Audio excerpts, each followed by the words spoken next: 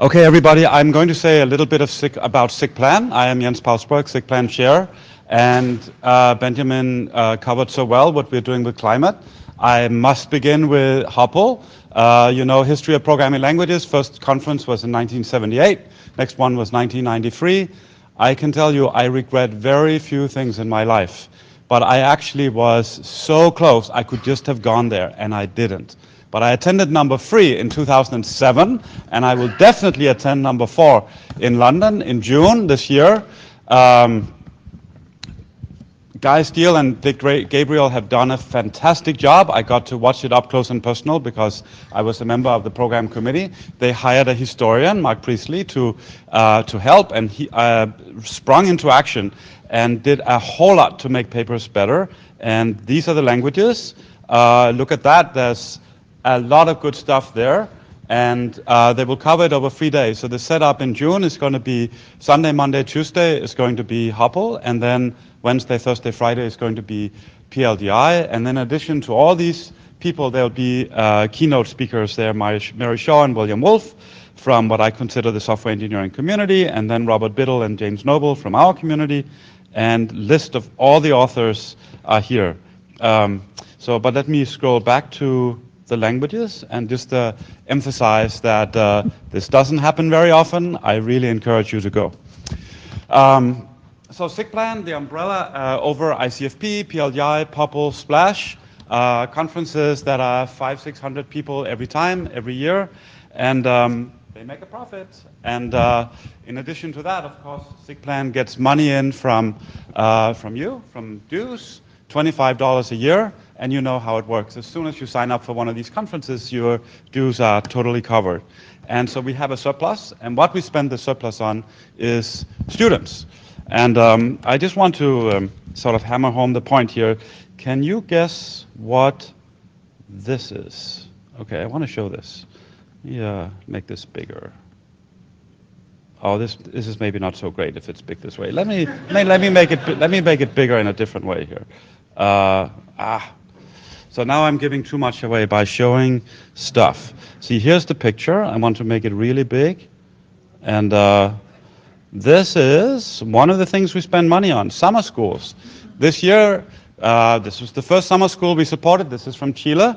I just got emailed today with this picture from Eric Tanter, and also Nicholas Tabaro had a summer school for 39 participants in Chile. We also, this year, well, 2019, we had summer schools in South Africa, in Europe, United States. Of course, everybody knows the Oregon Summer School. I would say if any of you have an interest in organizing a summer school, I welcome it. Send email to me and tell me your budget and see if SIGPLAN can support you. But we, of course, many other things going on. We spend something like $250,000 on students every year. Of course, we have the travel grants to attend the conferences, the summer schools, as I said, PLMW, and other things as well. And so that's really what we spend our money on.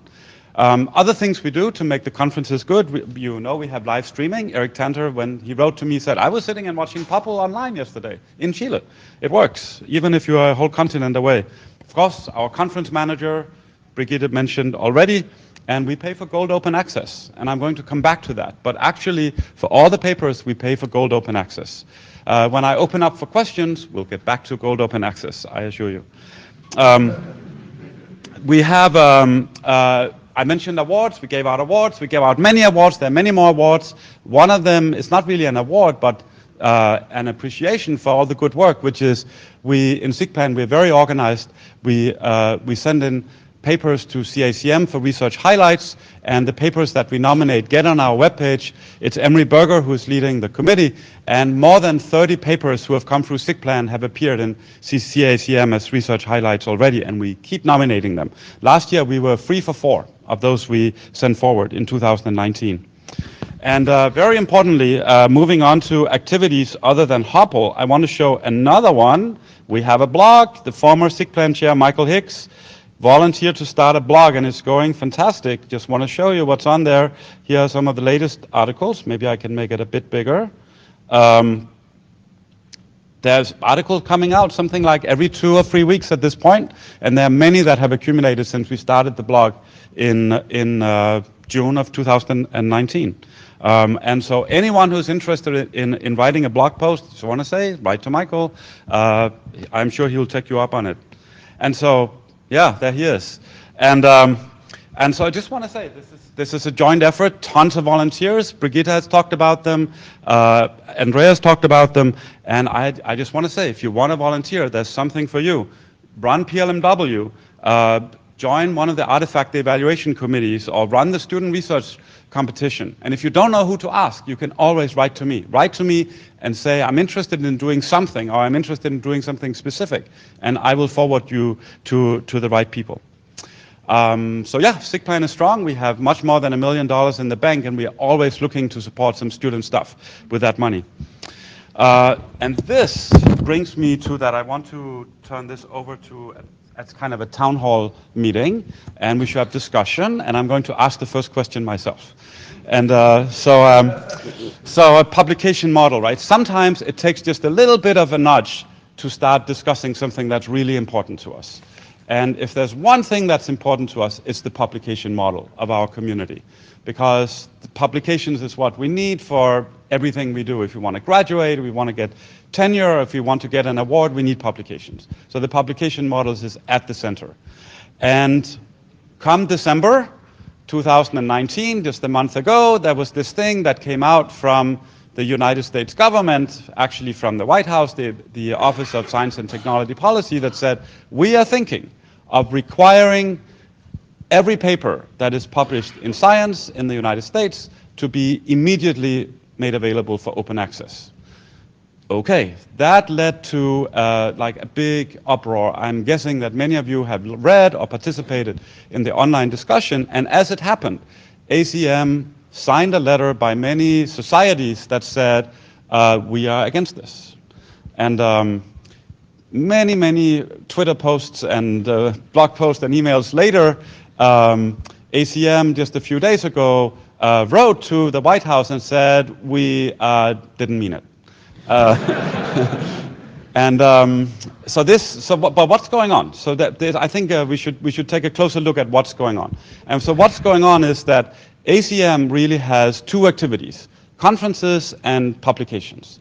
And the publications, that's like the ACM Digital Library. There's a whole story of what the business model is, but they make something like $16 million a year in profit on that, says one of the most recent budgets. And what do they spend the money on? Well, they spend the money on such things as ACM headquarters in New York. The conferences, that's sort of a different story. They are sort of more just running themselves, and the profit goes to the SIGs, like us. And so what is ACM doing? They're trying to protect their business model of plainly being able to make money on our publications. And there are other forces in the world other than sort of working in this spectrum, which is, of course, we want open access. We do want open access. And ACM has for more than a decade been working on what they would call going for green open access, which means that everything is available in the open TOC, as Brigitte mentioned on the very first day. Everything is available for free in open TOC. As it happens, open TOC is not gold open access. It's like green open access. Not as good, but it's quite good. And so the question is then, how far should we go? And SIGPLAN already, when Michael Hicks was chair of SIGPLAN last cycle, decided that we are going all in on gold open access, at least for multiple years for the time being, and we are paying for gold open access. We are at the moment paying. If the authors don't pay, if they don't want to pay, if they cannot pay, we pay for the gold open access.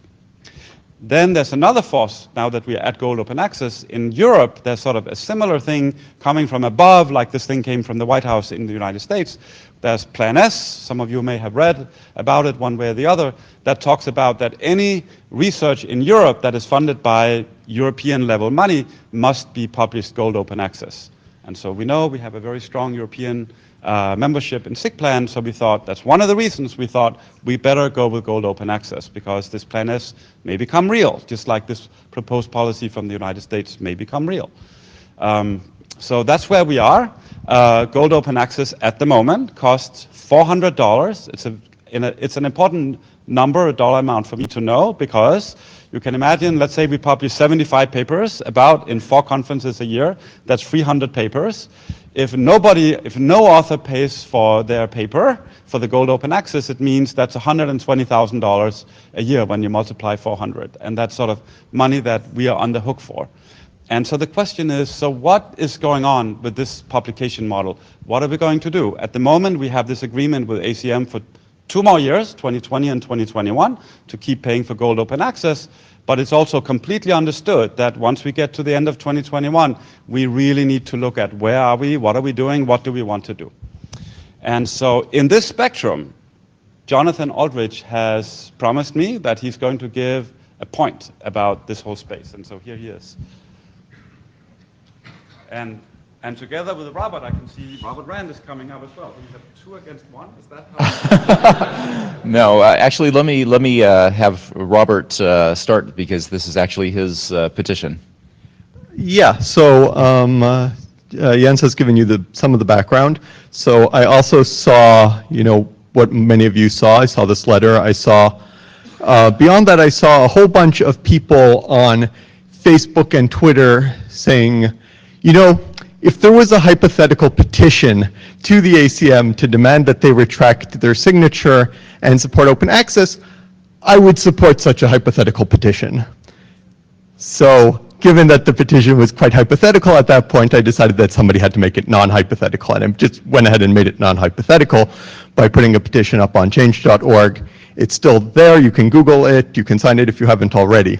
In the petition, I asked, with some feedback from other people who were interested in this, Jonathan in particular, and Ganesh Senampalam, for 2 things. One was that the ACM should just retract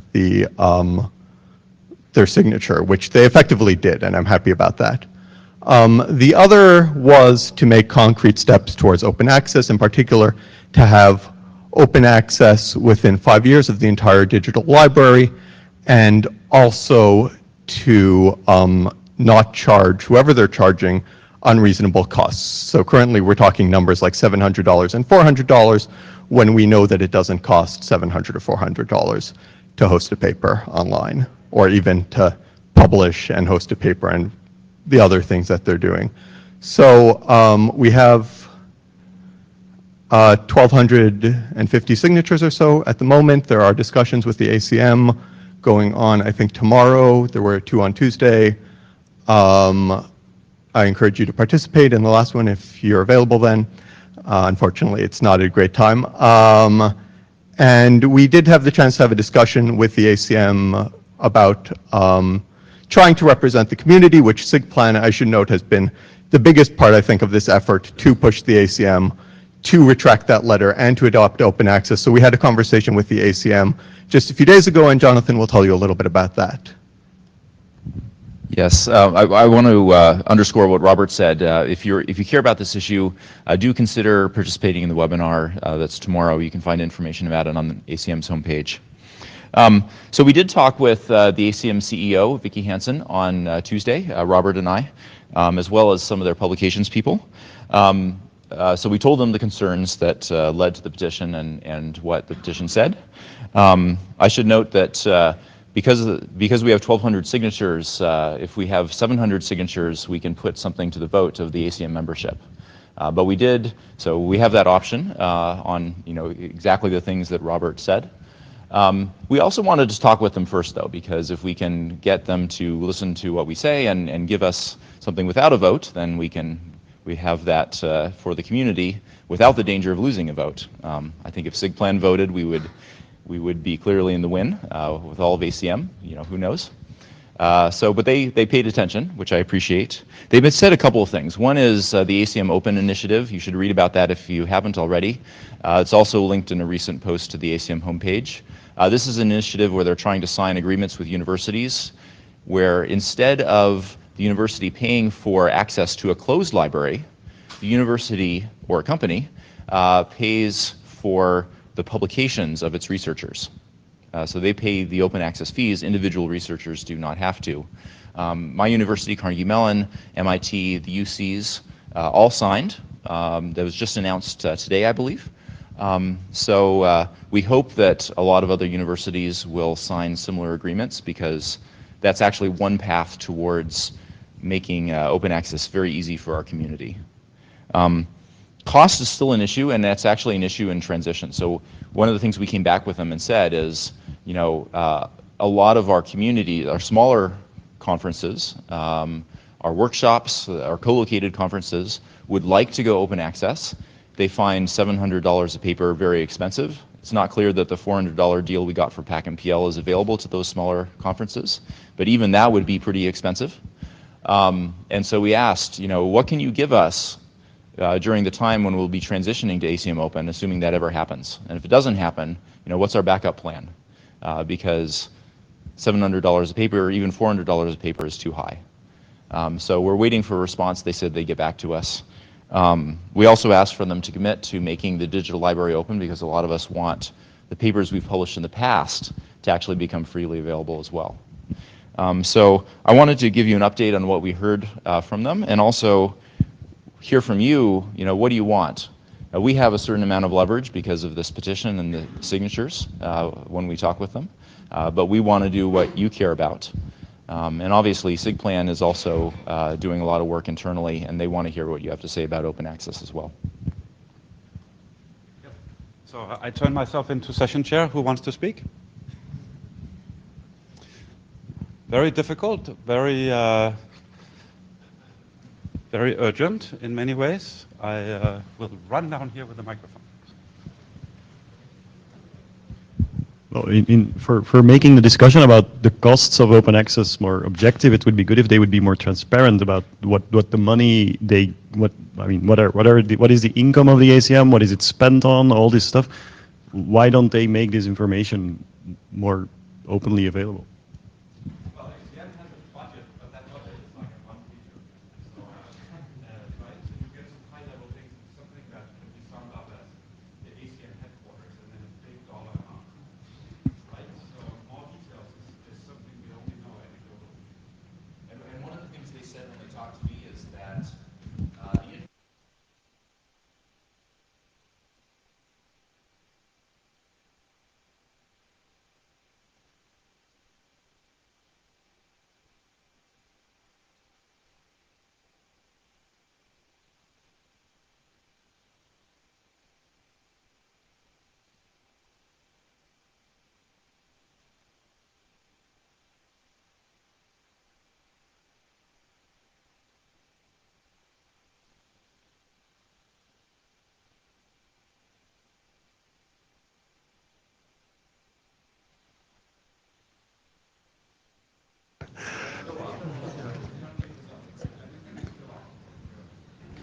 No, it's on. Okay. As I was saying, every now and then I get curious about this point about the cost of open access. And so I looked at the ACM financial report, and there is a number in there which they say is the cost of publications, which is $11 to $12 million a year, an income of 20 something. And I also found a figure for the number of peer-reviewed papers they publish per year, which is about 20,000. So dividing one by the other suggests it costs $500 to $600 a year. But are you saying that those figures are wrong? We are saying that they are saying that they are right, but we are thinking that publications cover many activities at the headquarters. Other things going on at headquarters than just publications. what they told me is that some of the things that show up in headquarters budget are things like keeping the ACM website alive.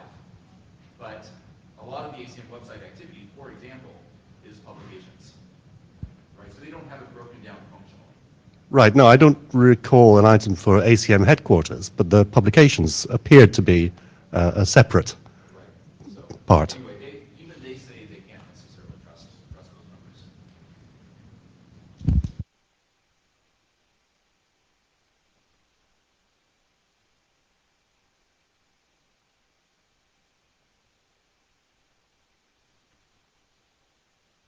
Yes? No? Yes. There you go. Okay. This is very much in the same vein, so I'm also very curious about the cost per paper. I went a different way. I looked at Archive, a wildly successful and humongous publication venue that publishes way more papers than the ACM does, and their costs are something like $2 a paper a year.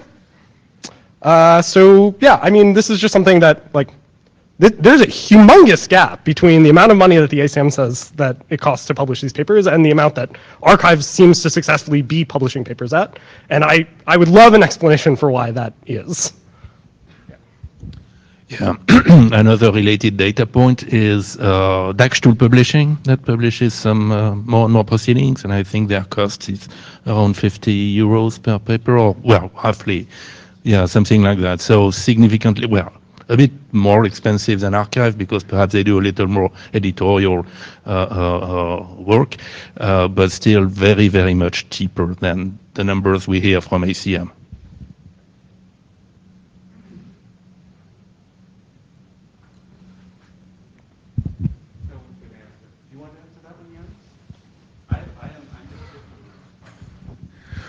Right, so that's a very obvious thing to look at. I think what's going on is that the ACM considers the DL, the digital library, part of publications.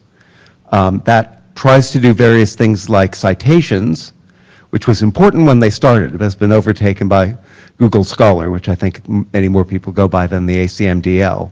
And there are various other things the DL does. But basically, it's been very well funded for years. It's grown. They have lots of people that they hire. And they're very reluctant to change that and pare it down. That, I think, is the main issue, is that there's a large organization that's grown up. It does some things that are very useful to us, other things that are a bit less useful for us, but convincing them to pare that down will be difficult, I think. But that's the main issue, in my view. Let me just add my own data point, which is what do we pay for preparation of our papers before they go into the digital library? And it's not too different from $100 a paper. It's sort of, everything sort of varies a little bit, but it's sort of on the order of $100 a paper. And then it goes into the digital library after that. So, you know, so maybe the following is known to you, but there's this Conference Publishing that are the ones that take all our papers after we have the final version, and then magically they appear in the ACM Digital Library. So we do have a cost that's not too different from the cost from the DAX Tool Publishing. But then we have the ACM Digital Library after that somebody needs to fund. Other people?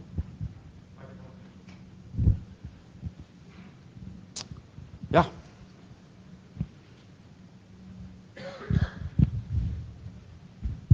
Yeah, so I think it's very important that SIGPLAN is helping pay these costs for Gold Open Access, for POPL and the PACM, PACM PL, or how is it called?